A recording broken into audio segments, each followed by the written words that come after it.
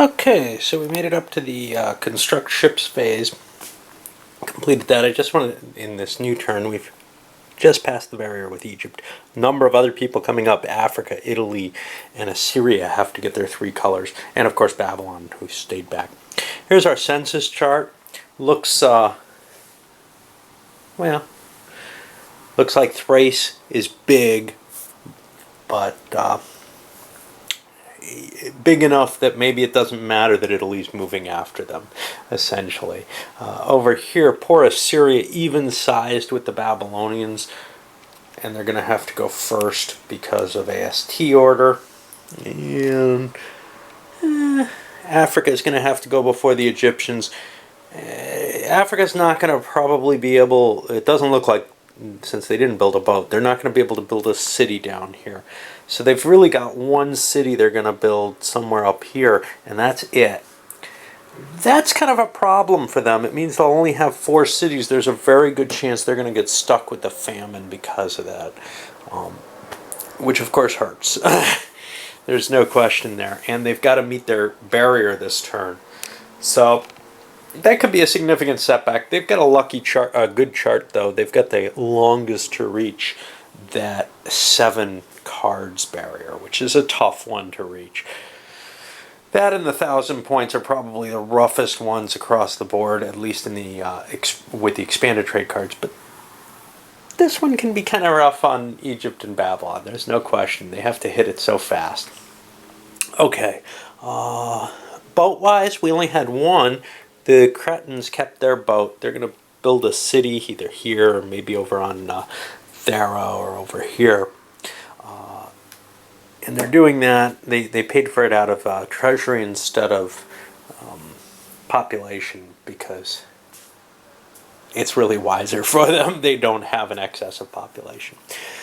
All right, well, we're ready to start the movement. We'll see where that all ends up. I wanted to point something out. Because of Thrace's strange situation, they could have only built 1 more city. So instead, they've gone completely aggro and marched into Italy. They've cleared Italy out of the northern European areas, and they're pushing into the boot now. Basically spreading out as much as they can with the intention, and this might as well be down here, with the intention of not building that 3rd city, because they would be the ones getting it at 3 cities rather than the Africans. No reason to pick up just a famine out of this, out of building the extra city.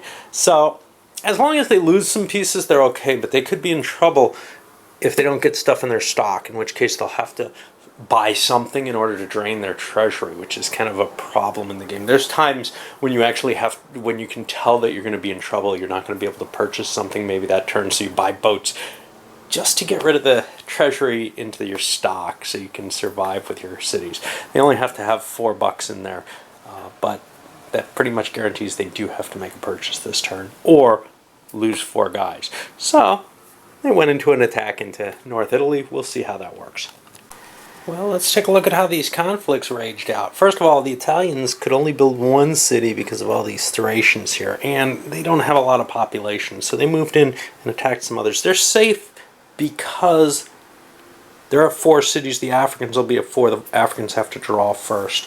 Over here we see the Cretans managed to bring themselves up to 5 cities. I should zoom in more. Huh? I'm always forgetting to do that. We know that Thrace is standing out of the cities game for now. They could not build 2. They have these 2 spaces here, but they weren't set up to do that. So they held off and are only at 2 cities. They've got an extra turn over here on the track over everyone except Crete. The Babylonians actually are building a city where the Assyrians kind of laid down a marker. They put extra people in there so they can wipe the Assyrians out. And they're also pushing kind of hard against the Assyrians and building the wall. Their hope is to get at least 1 more city down here. The Assyrians have more than they need. We see Crete pushing into the Assyrian territory as well. Being that greedy, the nice thing about it is you don't get hurt. When somebody attacks you and takes back land that you're starving from them of, well, you got plenty of additional land inside. It's one of the things I like about Assyria, to tell you the truth, is they usually are able to do that quite well. You can see Thrace can do that well too, but they have trouble building the cities the way Assyria can. Over here, the Egyptians were unable to build a city. They probably had enough manpower they could build one and maintain it, but not with those Africans clustering around without surrendering the dominance of the Nile from then on. So they're holding back, and that kind of spells some trouble for them when they hit this line, because they're having to struggle so hard. Of course, Africa's not doing terribly well either, but they have the friendliest chart up there. All right, well, I'll resolve the combats, build the cities, hand out trade cards, all kind of fun stuff like that. Oh, wow. Egypt's screwed. Because they couldn't build another city, they're going to get the famine. Their own calculation risk, they weren't really thinking about that, I guess, while a lot of other people with less cities were. They thought they were kind of on the cutting edge, and, they're kind of on the bottom of the rank, too. They didn't think too hard. Too bad for them. But, yeah, so they're the first guy with 3. And that's one of the problems, is once you get hammered once, sometimes you get hammered multiple times in this game. And that's actually an issue that the expanded trade deck tends to improve. The extra cards here would prevent Egypt from getting in that case. However, Egypt could have avoided this. They just had to build a city, and they have the manpower to do so. Don't they? Nah, they wouldn't have had the manpower. Well, not with the attacks, but they lost a couple of pieces, so they would have had the manpower to do so. I believe they lost a piece here and a piece here. Well, no, I don't think they lost one there. Yeah, I don't think they could have done it. I think they were one piece short. So they were actually just screwed.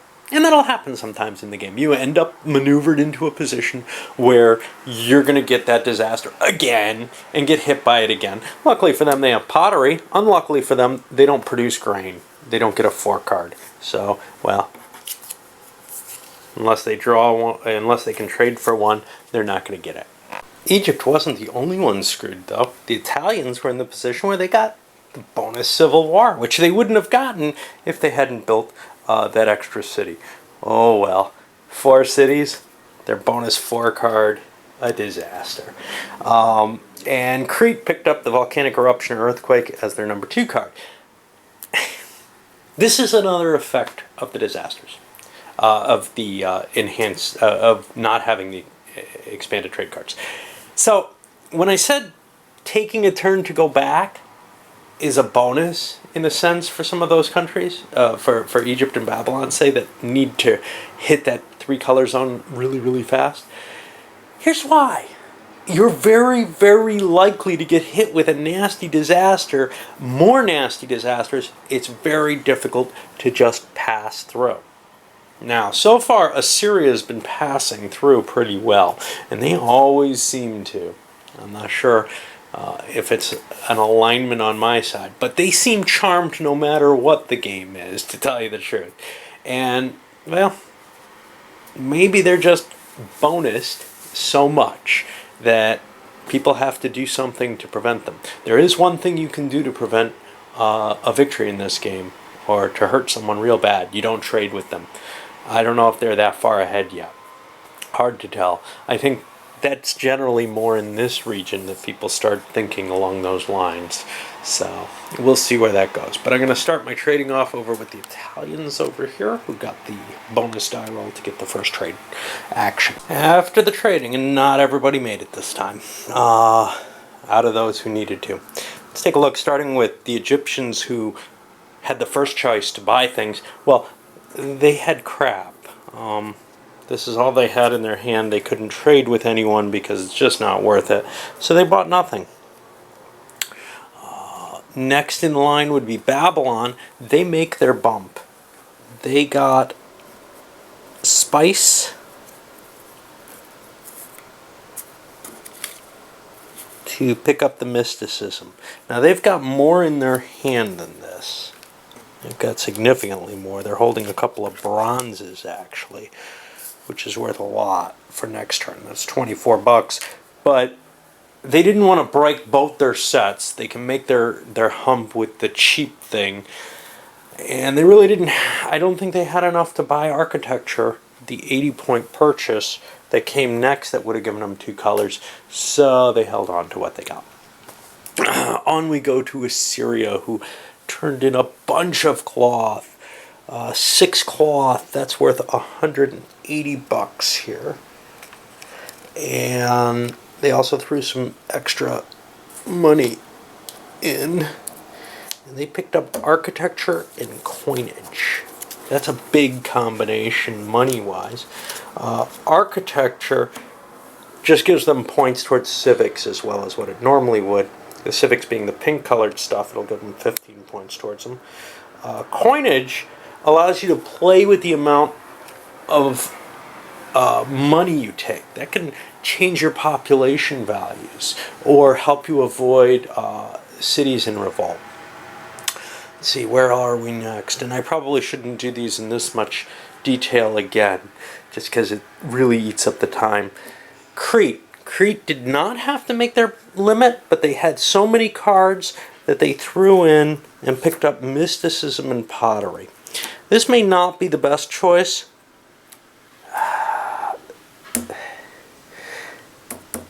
That was $75. They were $1 short from being able to get Architecture. They didn't want to buy an 80-bucker and use up all their purchasing power. So, well, they end up turning in the salt, which will, of course, make the famine not happen next turn. That's one cool thing that I like about the basic trade set as well, is hoarding stuff that kind of makes sense, like hoarding salt and driving the prices up makes it more likely that there'll be famines, because salt was so important to keeping food from spoiling that if somebody was doing that, it would hurt the ability to feed your people, perhaps. I don't know. Where do we go after Crete? Over here. The Thracians. Well, the Thracians, as you see over here, don't need any more than Crete to reach a color group. But they had a bunch of low-end cards, these 2-pointers, and I'm going to have to figure out how to stagger these. I don't know if they get to choose the order or what. It's not. I'm probably going to shuffle them if they come from one player. But they picked up Drama and Poetry, not an outstanding choice. It kind of makes it tough for them to get the 3 colors now, actually. Engineering is the next one that is the only thing that can help them in terms of a 2-color card, and that's a very expensive card. They'd get by cheaper with cloth making and astronomy at 125. They're unlikely to make their hump, actually, but there was nothing they could afford. They couldn't get the Architecture, and they had a lot of cards to turn in. Maybe they would have been better off getting a 45-point, but I don't think they could hold their set. I think they would have had to spend almost all their cards on that anyway, which would put them in a bad position too. Oh, poor Italy, unable to buy anything. They don't have to discard. They have a set of grain, 3 grain, $36. They could have bought themselves a pottery or something. They're better off holding off. Maybe they can turn that into a bigger set, because the way the multiplicative effects work, you know, this is only worth 36. Well, next turn they're probably not going to get as good a deal as this, but if they hold on to it, if they add a couple more, they can more than double the value of those cards. So they're better off holding their cards if they don't have to spend, and if they cannot, as it appears is the case, make their hump. And over to Africa. Africa does not make their hump either. They turned in a big set of salt. This is part of why things were hoarded there. Without mysticism, they couldn't make their hump. And that, you know, this is the thing. Everybody starts missing them in this version. So they'll spend these cards and I'll put them back. We got to take care of the disasters next. I'll come back. I'll do them in detail one more time. Well, At least the new one, the Civil War. Okay, so the volcanic eruption earthquake just hit here. Still Crete's avoiding a volcano. For the famine, well, you can see Egypt's hit pretty hard. They hit Africa with the next hardest. Africa is their competitor here and is the one that they're most worried about causing them problems. Africa may not be doing well in the game, but they are the direct problem that Egypt's facing. So they want to thin Africa, and you can see Africa's down to 2 cities, Egypt's down to 2. They also hit Assyria with 9 of the points, and that killed 2 of Assyria's cities. Oops, I screwed up. Actually, what it should have done was killed 4 more pieces, and one of those cities is going to go down to a 2. So I don't know what I'm going to take as losses. 1, 2, 3, 4, and the city went down to a 2. They were only allowed to take 1 city because they have to take exactly 9 points, right? Okay. Cheating left and right here. Now, we're on to the Civil War. Now, let me explain a Civil War briefly. What happens with the Civil War is we're going to divide Italy into 2 sections. One section is going to be 15 points chosen by the person affected and 20 points chosen by the person that he picks to succeed him. Now, succeeding him is a tough thing. Who does he want this Civil War to go to? There are a number of players who are struggling at this point. Who's not going forward? That's one of the key questions. I'd rather not help Egypt. They're at the pinnacle right now. So let's look at the people not going forward. Well, Africa's not going forward. Thrace and Crete might make it, so I'd rather not help them. Assyria's going forward. Babylon's going forward. Babylon's back a space already, though, so they may not be a terrible choice. Tough call here. Really tough call. To me, it's between Africa and the Babylonians. I'm left with kind of a conundrum when it comes down to it. I don't know which one to give. I gotta think a little. Okay, so I've decided to go with Babylon, primarily because when I counted up my cities, I got 4 cities. That gives me 20 points, and I don't know, 1, 2, 3, 4, 5, 6, 7, 8, 9 men. 29 points. Well, the Civil War, one faction is going to be 35 units. Actually, it doesn't matter who I pick. Here's why. The way the Civil War works is there's going to be 2 factions. One is made up of 35 points, 15 of which I choose, 20 my nominee chooses. Well, 20, 21, 22, 23, 24, 25, 26, 27, 28, 29. One of the factions is going to be all my pieces. Now I get to pick which faction I want. I'll take the one that has all my pieces. So the Civil War actually doesn't affect the Italians, except in terms of they lost out on a piece. So that's not a bad calamity when you're tiny. It's one of kind of the advantages of that one. The famine is the kick-ass one. That's the one that hits you and hurts you when you're small. All right, where are we now? Well, we got to make sure the cities are all supported, and I think they are at this point. And we had to do that before, and I'm afraid I may have screwed up there with the Assyrians, but we won't talk about that. I'm always cheating for them, remember that. Okay, Africa did not go forward. Italy did not go forward. Thrace and Crete each have a city, so they go forward. Assyria goes forward.